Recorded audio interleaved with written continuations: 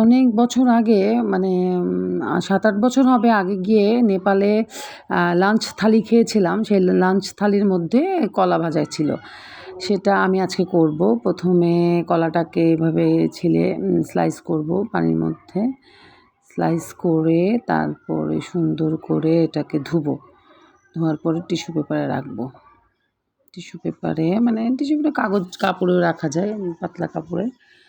রেখে পরে এটাকে আমি পানি যতটুকু আছে শোষণ করে নিই, মানে সব পানি যাতে শুষে নেয় ওই ব্যবস্থা করব।